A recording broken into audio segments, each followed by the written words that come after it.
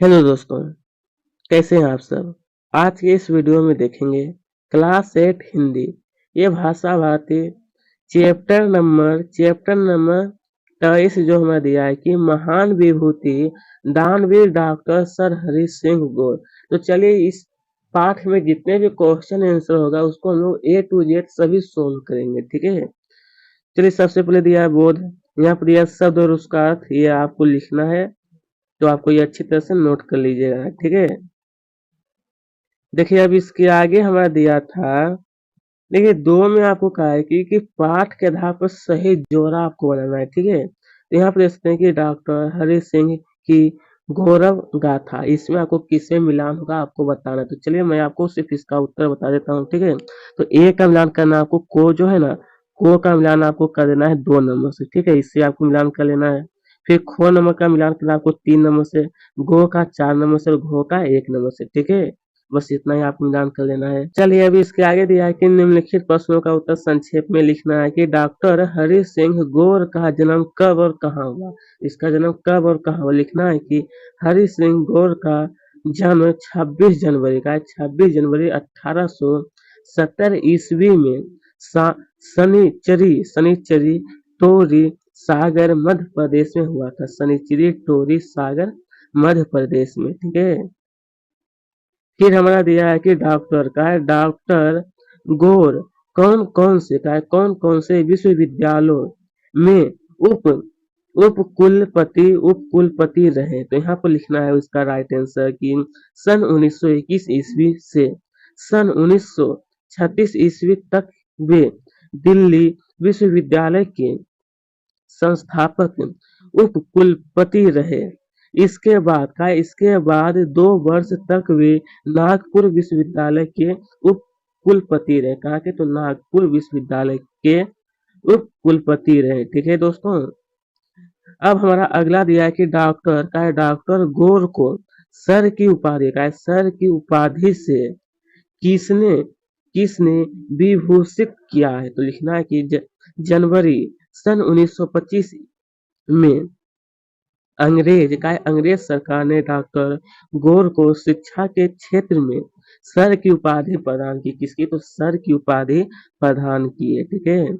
अबे उन्होंने किस प्रशासकीय पद से त्याग पत्र दिया था। किस प्रशासकीय पद से? तो लिखना है उत्तर में कि उन्होंने सेंट्रल प्रोविंस कमीशन में अतिरिक्त सहायक आयुक्त के पद से त्याग पत्र दिया। किसका? तो आयुक्त के पद से त्याग पत्र दिया, ठीक है मेरे दोस्त। अरे सागर विश्वविद्यालय की स्थापना कब, क्यों और किसने की थी। कब, क्यों और किसने की थी। तो यहाँ पर लिखना है कि 18 जुलाई सन 1946 को सागर नगर के निकट मकरोनिया की पठरिया पहाड़ी पर डॉक्टर हरि सिंह गौर ने हजारों व्यक्तियों की उपस्थिति में सागर विश्वविद्यालय की विधिवत स्थापना की और उन्होंने उन्होंने इस विश्वविद्यालय में प्रथम कुलपति का पद पद थी सुघोषित किया। क्या चीज? तो सुघोषित किया, ठीक है। यहाँ से लेकर के यहाँ तक आपको लिखना है। तो चलिए अब दिया प्रश्न 4 में कि निम्नलिखित प्रश्नों के उत्तर विस्तार में आपको लिखना है। डॉक्टर गौर के विद्यार्थी जीवन पर प्रकाश डालना, मतलब डॉक्टर गौर की विद्यार्थी जीवन पर इसका प्रकाश आपको डालना है। तो इसके बारे में आपको वर्णन करना है। तो लिखना है कि उनका बाल्यकाल अभावों में बीता। बाल्यकाल था वो अभावों में बीता। माँ ने बड़े संघर्ष के साथ उनका बाल पालन पोषण किया। उन्होंने प्रारंभिक शिक्षा सागर में और इंटरमीडिएट तक की शिक्षा पहले जबलपुर बाद में नागपुर में पूरी की। आगे की शिक्षा के लिए उन्होंने नागपुर के हिस्लप कॉलेज में प्रवेश लिया। उस समय वे अंग्रेजी और अर्थशास्त्र में ऑनर्स करने वाले पहले छात्र थे। 18 वर्ष की आयु में वे इंग्लैंड चले गए, जहां उन्होंने डायोनिंग कॉलेज और कैम्ब्रिज विश्वविद्यालय से दर्शन शास्त्र तथा अर्थशास्त्र में एमए और कानून की उपाधि प्राप्त की। किसकी? तो कानून की उपाधि प्राप्त की। ठीक है। अब हमारा दिया है ख में कि डॉक्टर का है डॉक्टर गोर को कुशल कहा गया है कि कुशल और सफल सफल सफल अभिवक्ता के रूप में क्यों जाना जाता है? क्यों? तो लिखना है कि डॉक्टर हरि सिंह गौर ने 40 वर्ष से अधिक समय तक अखिल भारतीय स्तर पर वकालत की। उन्होंने प्रीवी काउंसिल में भी कई मुकदमे लड़े और वहां भी अपनी सफलता के झंडे गाड़े। वे हाई कोर्ट वार वार एसोसिएशंस के सभापति और हाई कोर्ट वार काउंसिल के सदस्य भी रहे। अतः डॉक्टर गोर विधिवेत्ता, प्रसिद्ध अधिवक्ता और दानवीर के रूप में अविस्मरणीय विभूति है। वे आज भी हम सबके लिए प्रेरणा पुंज है। क्या है? तो प्रेरणा पुंज है। ठीक है। फिर दिया है कि डॉक्टर का है डॉक्टर गोर भामा शाह क्यों कहलाता है? डॉक्टर गोर जो है, तो यहाँ पर लिखना है उत्तर में कि राष्ट्रहित के लिए जिस प्रकार भामाशाह ने अपना अपना संचित धन का अपना संचित धन महाराणा प्रताप को शहर से सौंप दिया था, उसी प्रकार भारत माँ के लाडले सपूत डॉक्टर हरि सिंह गौर ने परिश्रम पूर्वक अर्जित धन विश्वविद्यालय स्थापना के लिए दान कर दिया। उन्होंने अंतिम सांस लेने से पूर्व अपने जीवन भर की गारी कमाई में से लगभग 2 करोड़ रुपए की धन संपत्ति सागर विश्वविद्यालय को अर्पित कर दी। संपूर्ण एशिया में किसी एक व्यक्ति मात्र के दान से स्थापित यह विश्वविद्यालय मध्य प्रदेश का सबसे पुराना विश्वविद्यालय है। अतः राष्ट्रहित के लिए किए गए इस पुनीत कार्य के लिए डॉक्टर गौर भामाशाह कहलाए। क्या कहलाए? तो डॉक्टर गौर जो है वो भामाशाह कहलाए। ठीक है।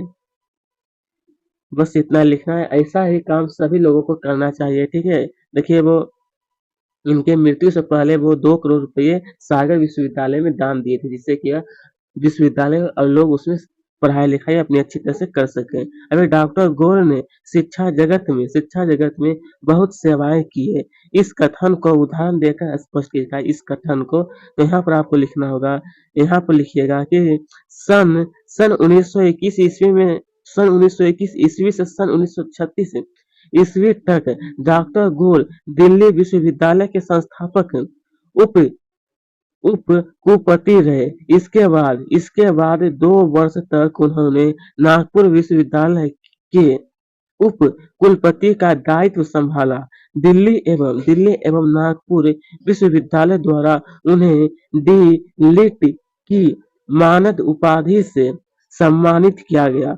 डॉक्टर गौर ने 18 जुलाई सन 1946 ईस्वी को सागर नगर के निकट मकरोनिया की पथरिया पहाड़ी पर हजारों व्यक्तियों की उपस्थिति में सागर विश्वविद्यालय की विधिवत स्थापना की। डॉक्टर गौर ने विश्वविद्यालय में प्रथम कुलपति का पद भी सुघोषित किया। ठीक है। देखिए दोस्तों, फिर इसके आगे ये भी बहुत लंबा इसका उत्तर, लेकिन मैं आपको बताना चाहता हूँ कि इतना आपको नहीं लिखना है। सिर्फ देखिए इसमें कहा है तो इतना भी लिख दीजिएगा तो ये काफी है। ठीक है। यहाँ से करके यहाँ तक ये भी हमारा काफी है। ठीक है। इतना लिखे तो हमारा सही हो जाएगा। अन्यथा अगर आपको अधिक लिखना है तो आप यह भी लिख सकते हैं, अन्यथा नहीं भी लिखे तो इससे कोई दिक्कत नहीं है। ठीक है। हम भी इसे आपकी उम्र से मतलब क्लास 8 में थे तब बहुत लंबा आंसर होता था, तो हाथ दुख जाता था लिखने में। ठीक है। इसलिए इतना आपको नहीं लिखना है। फिर देखिए प्रश्न 5 में दिया है कि सरस्वती लक्ष्मी दोनों ने दिया तुम्हें सादर जयपत्र का आशय स्पष्ट कीजिए। इसका मतलब अर्थ क्या होता है? लिखना है कि डॉक्टर गौर को माँ सरस्वती के महान अनुकंपा से शिक्षा जगत में महान ख्याति अर्जित हुई, जिसके कारण उन्हें परिश्रम पूर्वक धन भी अर्जित हुआ।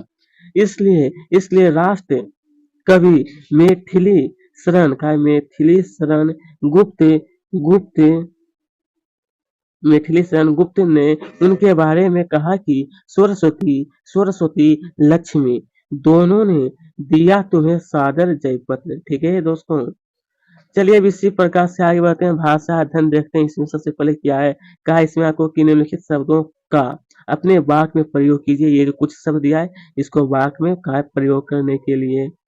तो यहाँ पर आप देख सकते हैं कि शिक्षावत का शिक्षावत का डॉक्टर हरि सिंह गौर महान शिक्षाविद थे। इसी प्रकार से विभूति का हो जाएगा यहाँ तक लिखना है। फिर यहाँ पर दिया कि अधिवक्ता का, अधिवक्ता के बाद फिर दिया कि औपचारिकता, अधिवक्ता के बाद औपचारिकता, बस इतना लिखना था।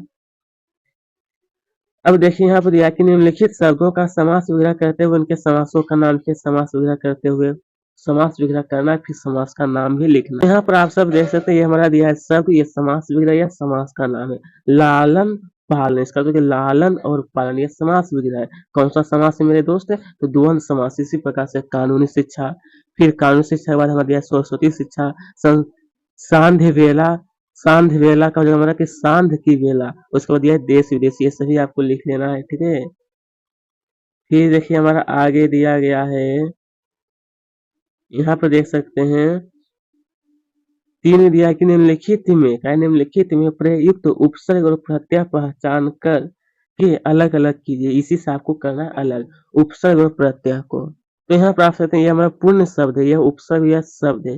तो अक्षय, अक्षय का ये होगा अ प्लस क्षय, उप कुलपति का होगा उप प्लस कुलपति। इसी तरह से आपको यह सभी लिख लेना। यह सपूत सहर्ष ये हो जाता हमारा उपसर्ग वाला है, और ये हमारा नीचे क्या है, नीचे वाला जो आप देख रहे हैं ये हमारा पूर्ण शब्द वाला है। ठीक है, सफलता इसमें दिया है, दूरदर्शिता, ऐतिहासिक और कार्य क्षमता। फॉर्म में हमें दिया है कि निम्नलिखित वाक्यों के लिए एक एक शब्द लिखिए। का निम्नलिखित वाक्यों के लिए यहाँ दिया कि वकालत का निम्नलिखित वाक्यों के लिए एक एक शब्द आपको, मतलब करने वाला वकील, वकालत जो थोड़ा जानता हो अल्पज्ञ, जो कभी ना हो सके असंभव, जिसके आर पार देखा उसे क्या कहते हैं पारदर्शी। ठीक है, पारदर्शी ये लाना ये शायद। फिर दिया कि विद्या अध्ययन करने वाला विद्यार्थी कहलाता है। आगे हमें दिया कि निम्नलिखित मुहावरे का अपने वाक्यों में प्रयोग कीजिए। ये सब देखते हैं, हमारा कुछ मुहावरा दिया है जो कि आपको वाक्य में प्रयोग करना है। या कि झंडा गाड़ देना, इसका होता है कि अधिकार जमा लेना। और फिर कहा था इसको वाक्य में भी प्रयोग करना, तो लिखना कि भारतीय क्रिकेट टीम ने विश्व कप के फाइनल मैच में भारत का झंडा गाड़ दिया, लेकिन इस बार क्या हुआ, विश्व वर्ल्ड कप में हमारे इंडिया जो थे वो हार गए थे। ठीक है, इसी तरह से फिर अगला दिया कि लोहा मनाना, इसका तो कि संप्रभुत्व स्वीकार करना। फिर इसका जो वाक्य में प्रयोग करना है जो यहाँ पर दिया है सिर्फ आपको अच्छी तरह से नोट कर लेना है। ठीक है, इसी प्रकार से घी के दिए जलाना। फिर हमारा दिया है कि आंख का तारा होना। तो ठीक है, ये सभी आपको अच्छी तरह से नोट कर लीजिएगा।